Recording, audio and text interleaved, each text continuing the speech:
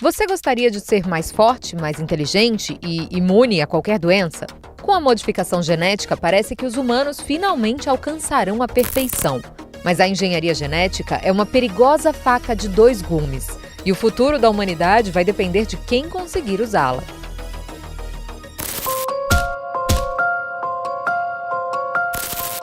A edição genética não vai transformar humanos em mutantes, com a habilidade de voar e ler mentes.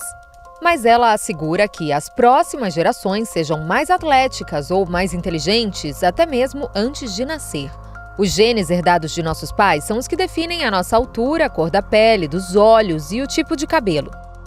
Mas além de determinar a aparência, eles também indicam se a pessoa tem tendência a desenvolver alguma doença física ou mental. E até definem alguns traços de personalidade, como ser extrovertido ou ter aptidão musical. Com o avanço da tecnologia, os cientistas conseguiram descobrir os genes responsáveis por algumas dessas características. Isso dá a oportunidade para as pessoas de editar os genes dos próprios filhos para que eles sejam mais fortes, saudáveis e mais inteligentes. Por exemplo, seria possível alterar o genoma de seu filho para que os músculos dele se contraiam mais rápido e assim ele seja melhor em certos esportes. E isso não é invenção. Foi comprovado que alguns genes podem melhorar o rendimento dos atletas. Mas genes não são tudo nessa vida, já que estilo de vida também influencia muito nas nossas habilidades, tanto físicas quanto mentais. But by no means does that mean that if your child has these gene types, that they are destined to become an Olympian. And by no means does it mean if they don't have the gene types, are they destined to not excel at athletics. Imagine se alguém pagasse para seu filho ter genes de atleta ou de músico, ou para que seu filho tivesse inteligência cognitiva acima da média. E isso colocaria uma certa pressão para que ele conseguisse cumprir com os objetivos que os pais impuseram para ele antes de nascer. Os pais poderiam processar a clínica que pagaram se o filho não fosse um gênio?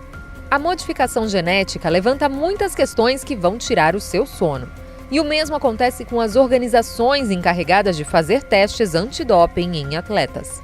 Se atletas modificassem os genes para que os músculos ficassem maiores, isso obviamente os ajudaria em seu trabalho. Mas os médicos não teriam como saber se os corpos deles são resultado de uma modificação genética e não de um treinamento disciplinado. E isso seria injusto com os outros competidores. Mas não ache que o mundo da engenharia genética seja só sobre ter filhos e derrotar os adversários com genes superiores. Originalmente, a edição genética foi criada para derrotar enfermidades que antes eram consideradas invencíveis. Com a edição genética, é possível acabar com um gene considerado ruim e trocá-lo por um bom. Isso quer dizer que se um médico descobre o gene ou os genes que causam uma doença, em teoria ele poderia ser eliminado e isso pode livrar as pessoas de um doloroso destino. Qualquer pessoa pode fazer uma prova genética que permita que ela descubra se tem tendência a sofrer de alguma doença herdada pela família. E mais, a tecnologia vem avançando tanto que é possível saber essas probabilidades em um embrião. Antes de implantar um embrião no útero, é possível realizar um exame diagnóstico para descobrir quais embriões têm os melhores genes. Assim, os médicos e os pais escolhem o mais saudável entre todos os candidatos. Também é possível editar os genes do embrião para ter certeza de que ele não vai sofrer nenhuma doença genética quando crescer. Mas como muitas doenças são o resultado de uma combinação de genes, é perigoso remover um sem saber se todas as outras peças do dominó virão junto. One way to prevent HIV infection is to remove a gene called CCR5 from people. So those people will not get infected by HIV virus. But the caveat is that if a person doesn't have CCR5, their risk for West Nile virus increases significantly. Existem diferentes métodos de edição genética, mas o mais popular é o CRISPR. Os cientistas criam moléculas de ARN que vão se juntar ao gene que será eliminado. O ácido ribonucleico se encarrega de encontrar o gene e, em seguida, libera uma enzima que vai cortar ou eliminar o gene. Isso deixa o campo livre para que os especialistas troquem esse gene por outro, ou até criem uma nova sequência genética feita sob medida. O CRISPR pode ser usado tanto em adultos como em embriões, e é aqui que começa a polêmica. Em adultos, as células editadas são as somáticas, ou seja, todas as células do corpo, com exceção dos espermatozoides e óvulos. Esse tipo de terapia já é feita há mais de 20 anos, e as consequências só afetam a pessoa que se submeteu ao tratamento. Editar um embrião é muito mais perigoso, porque as mudanças vão afetar todas as células, incluindo as sexuais.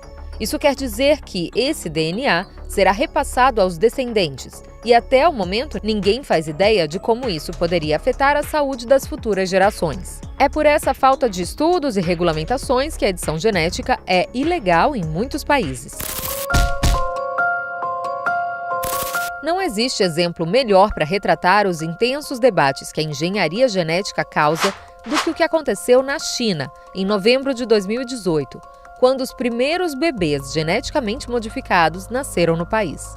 As gêmeas Lulu e Nana foram geneticamente modificadas quando eram embriões para que o risco de contraírem HIV fosse reduzido. O experimento, o único do tipo, foi feito pelo biofísico He Jiankui, que queria dar tranquilidade para as pessoas que sonhavam em começar uma família, mas que temiam passar HIV para os filhos.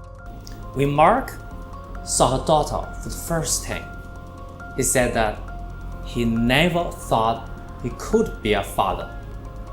Their parents don't want a disabled baby, just a child who won't suffer from a disease. Em teoria, essa missão não parece tão ruim, mas o experimento de Jiankui foi muito criticado por cientistas do mundo todo. No fim, o biofísico foi sentenciado a 3 anos de prisão e recebeu uma multa de $430 mil. Ninguém sabe se as gêmeas terão outros problemas de saúde, já que não se sabe se a edição genética fez com que elas ficassem suscetíveis a outras condições. E se Lulu e Nana decidirem ser mães no futuro, não é possível saber como isso vai afetar a saúde dos filhos delas.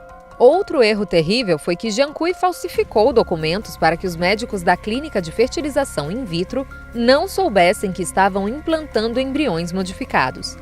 Mas Jiankui insistiu que estava disposto a receber as críticas e punições para buscar uma solução que melhore a qualidade da vida humana. Além disso, Jiankui afirmou que no passado a fertilização in vitro causou os mesmos medos e hoje existem 8 milhões de bebês que nasceram graças a esse procedimento.